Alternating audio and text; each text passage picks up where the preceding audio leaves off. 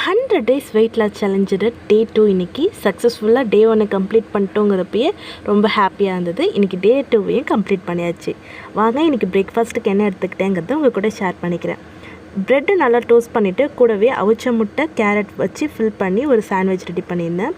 Fruits plus grains எடுத்துக்கிட்டேன்.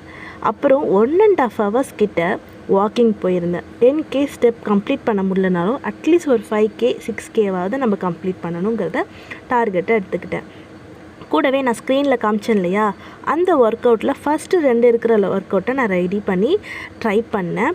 Actually இது ரொம்ப கஷ்டமாக இருந்தது. ஒர்க் அவுட் பண்ணுறதுக்கே உடம்பு ரொம்ப பெயினாக தான் இருந்தது. பட் இருந்தாலும் நெவர் எவர் கிவ் அப்னு சொல்லிட்டு முடிச்சிட்டேன். நல்ல ஸ்வெட்டாக இருந்தது. கூடவே ஹைட்ரேஷன் ரொம்ப முக்கியங்க. ஒரு நாளைக்கு 3 to 4 liters வாட்டர் கன்ஃபார்ம் எடுத்துக்கோங்க. நான் இந்த இதில் அட்லீஸ்ட் ஒரு 2-3 times ட்ரிங்க் பண்ணிவிடுவேன். லஞ்சுக்கு அவிச்ச முட்டை, தக்காளி சாதம், கேரட் பொரியல் தான் எடுத்துக்கிட்டேன். கீரை இருந்தால் இன்னும் நல்லா இருந்திருக்கும். பட் கீரை எங்கேயுமே கிடைக்கல. அப்புறம் ஸ்நாக்ஸுக்கு ஒரு பனானா எடுத்துக்கிட்டேன். டின்னரோட ரெசிபி சிக்கன் சாண்ட்விச் தான். இது ரொம்பவே ஃபில்லிங்காக இருக்கும். ட்ரை பண்ணி பாருங்கள்.